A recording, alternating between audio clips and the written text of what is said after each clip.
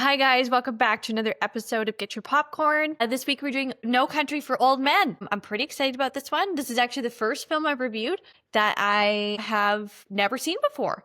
It's been on my list for forever and a day, but I'm not really the biggest Coen Brothers fan. I get that their movies are good, but there's some directors and stuff that are just really not for you, and they're one of mine, but I know it's supposed to be considered a really great movie, so it's been on my list. I just haven't gotten around to it. Before I get too far into it, I know I had a big political rant at the beginning of the last one. Again, I'm not looking for input here. I just feel it would be negligent to not acknowledge the bombing of Iran yesterday. The news that kind of didn't really shock, but I think rocked a lot of us here in the West. All I'm going to say on that is we have heard this story before from the United States. And let's please remember that there are innocent civilians involved in everything. That it is not just the government bombing each other, that there's always going to be innocent civilians in the crossfire. And wherever you sit on the political spectrum,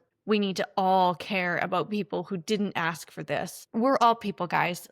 Please, those of us who do not want continued hate and want peace need to keep voicing that and keep your heart open, guys, and just don't shut up. Don't take it. Keep talking.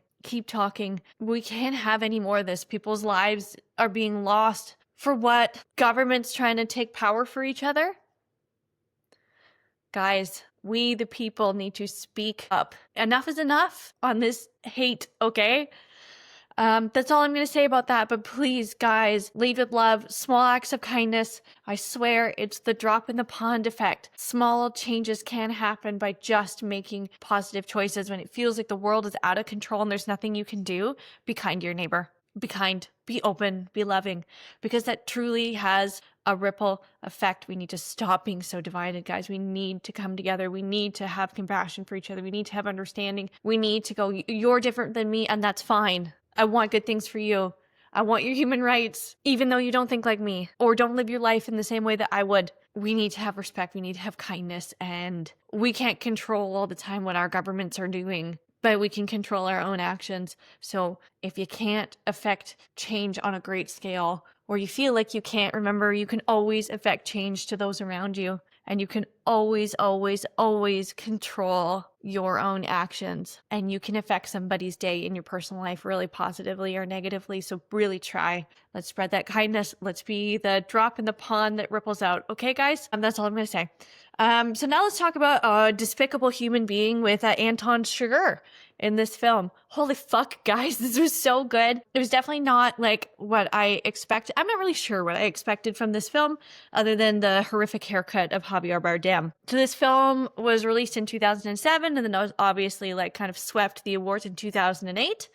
It's directed by the Coen Brothers and is adapted from a novel of the same name. The screenplay is also by the Coen brothers, Joel and Ethan Coen. They stayed, for the most part, from what I've read, really faithful to the book, which is always great for novel readers. I haven't read the book, so I can't speak too much on that. All I've seen is this movie, and I watched it last night with my husband. We got another one for Owen. Way to go, one he liked. Sometimes he likes them, sometimes he's like, what the fuck did you make me watch?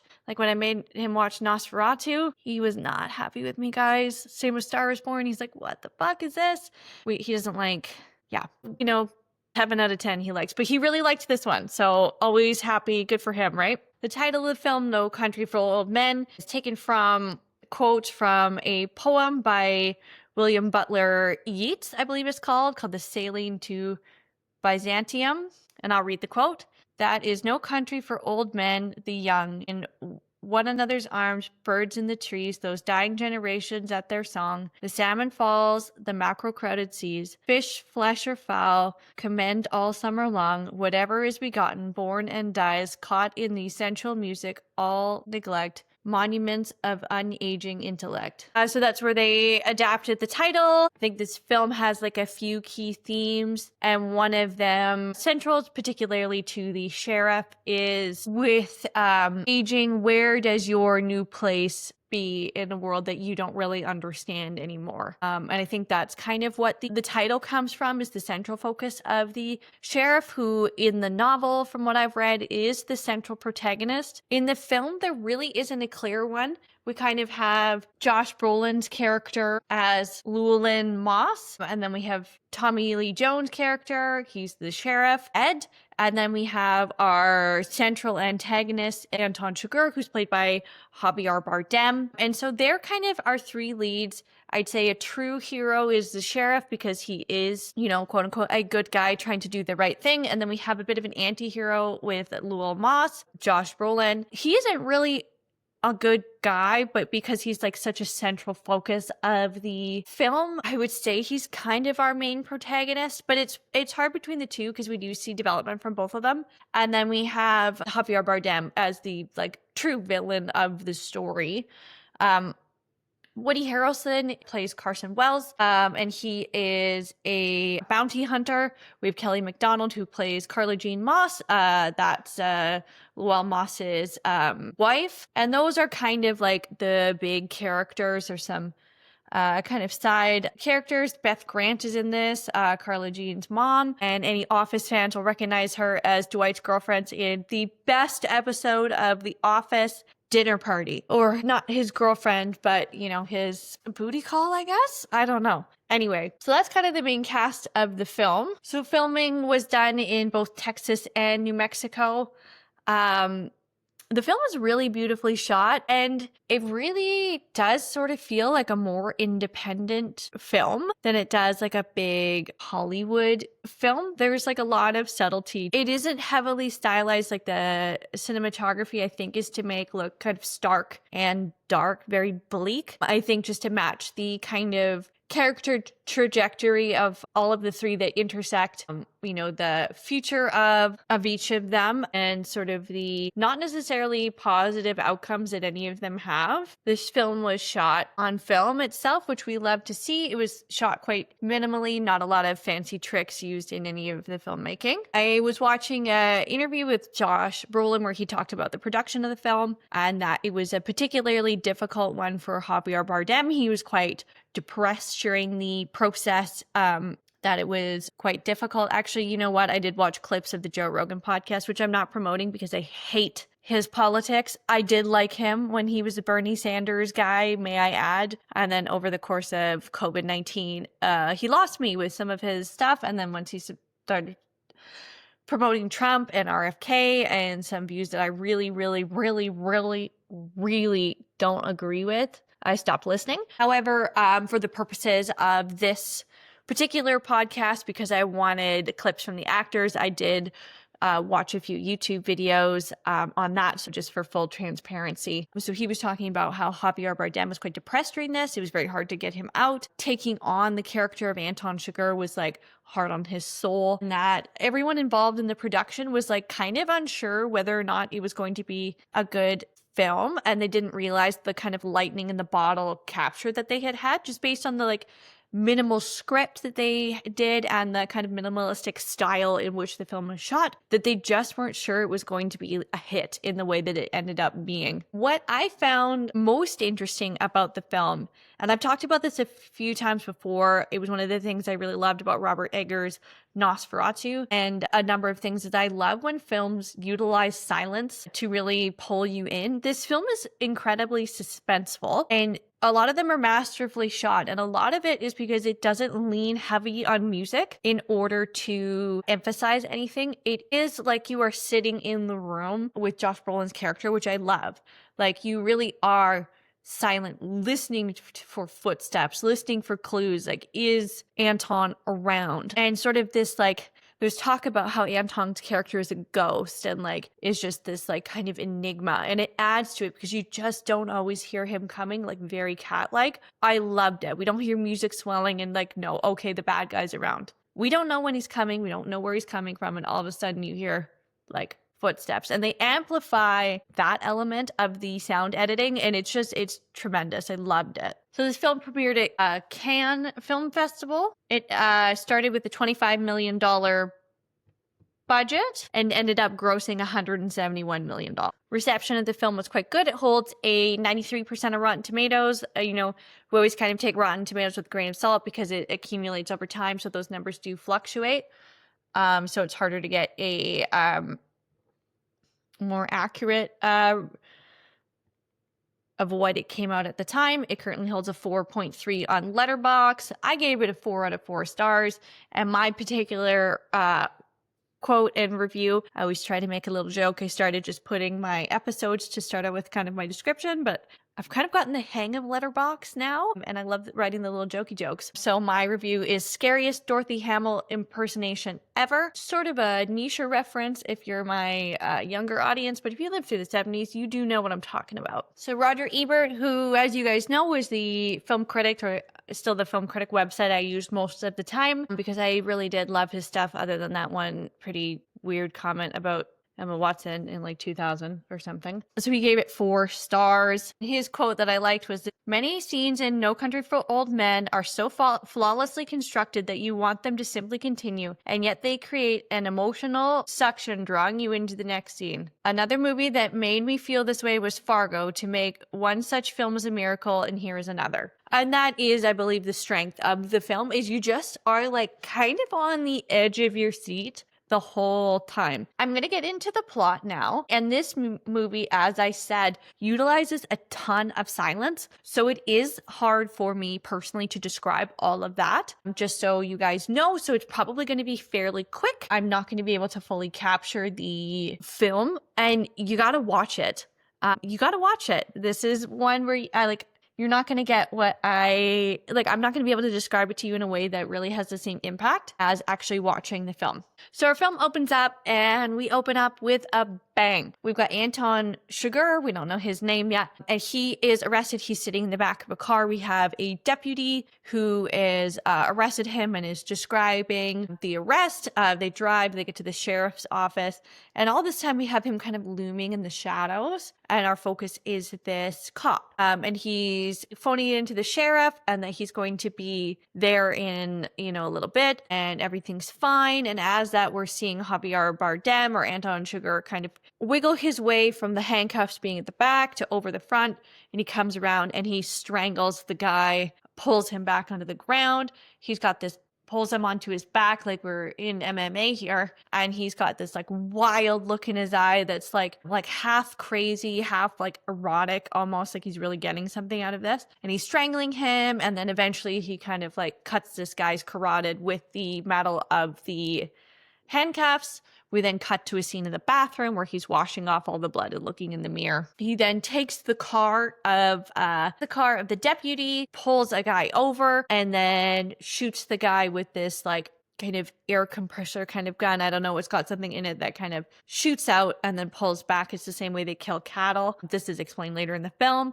And then he takes that guy's car and goes on the run. Then we cut to a character named Llewellyn Moss. You know what? I do find this film, the only thing that's hard for me to understand sometimes is Southern accents, depending on where they're from. Sometimes they're quite thick, and it's like hard for me to like get the pronunciation of some of their names. So Llewellyn, I think, is what it is, but some of the Southern accents are like very, very thick. And I was like, is this for saying it? And I think some of them are played up to be comical. Same with like a lot of the Coen Brothers film. There's always this like element of dark humor. So this film is, along with being very suspenseful, is like kind of funny. It's odd. So he's hunting in the desert, and essentially he follows this like trail of blood because he's taking a shot at this longhorn, and then he finds like a different trail of blood that he follows. He comes up over like the crest of a hill, looks down, there's all these trucks and these dead bodies. He comes down the hill, he sees a dead dog, he sees a bunch of dead guys. It's clear there's been like a shootout.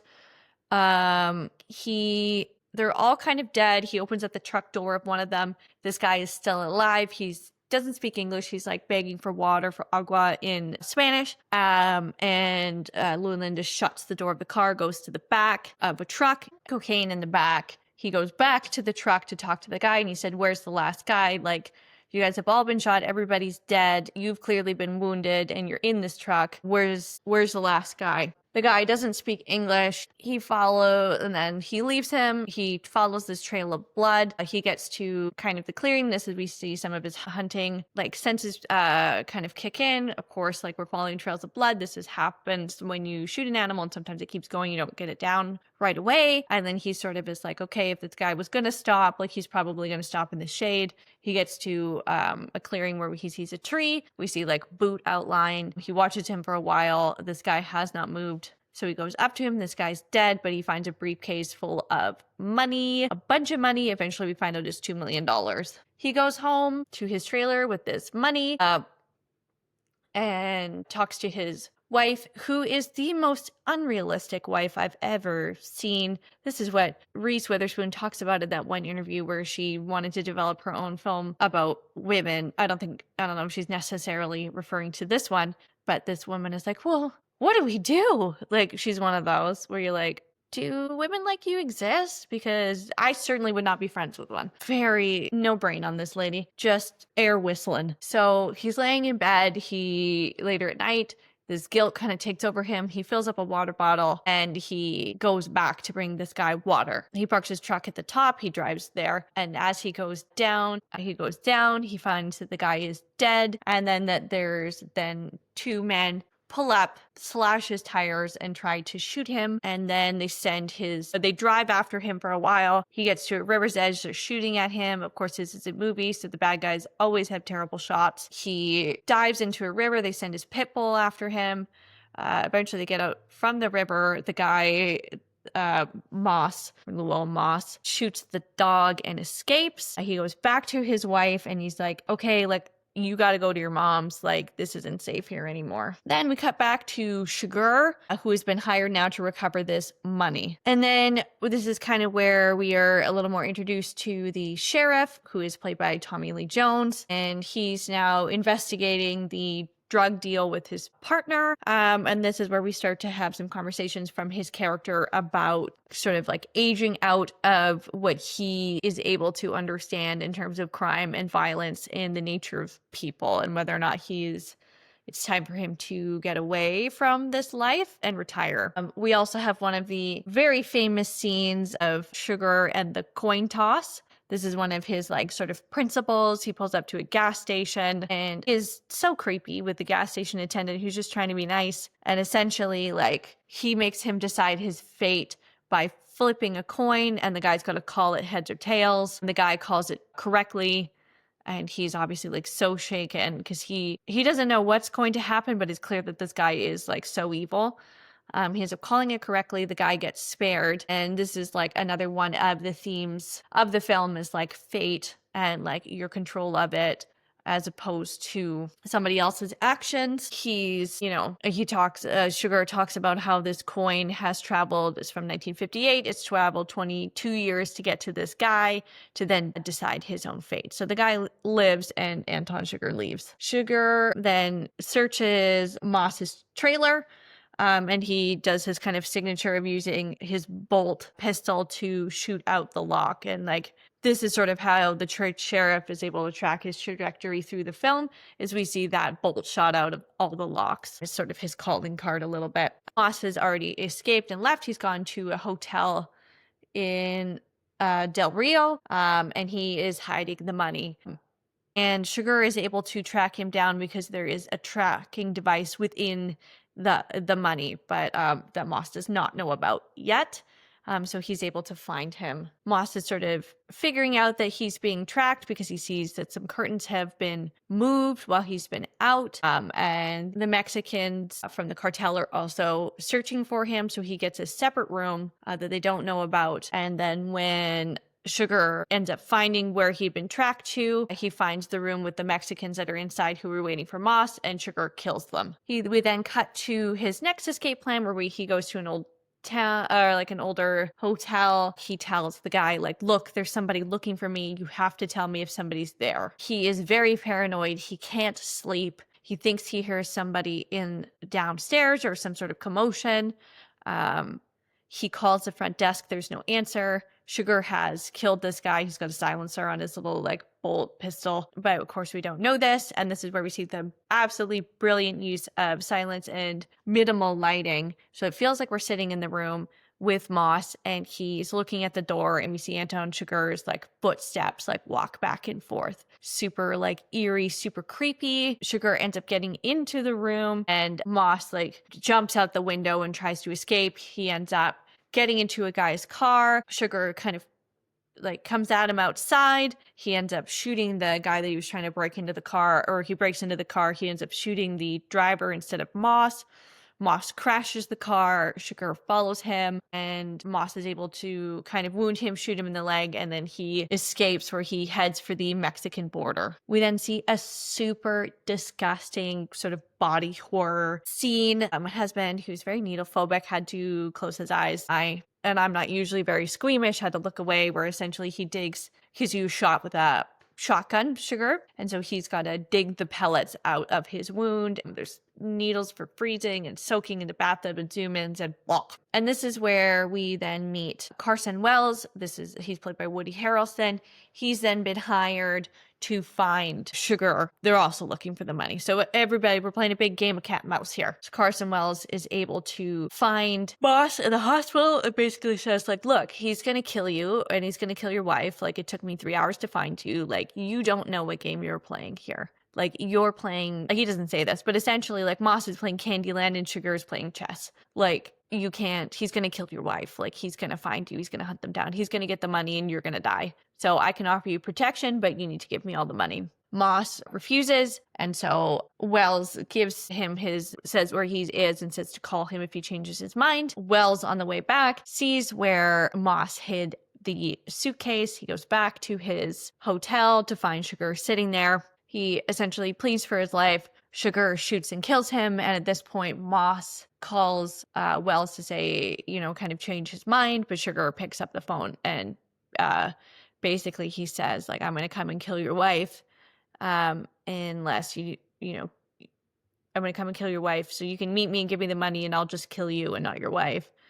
And Moss thinks he can outsmart him, but of course we know he can't. So Moss gets the money back, calls his wife and says, I'll meet you in El Paso, get your mother, like, you got to get out of there. She then calls the sheriff and alerts him of the plan and says, you got to come by yourself, you got to meet him, you need to help him. And the sheriff is like, okay, like, I'll come help him.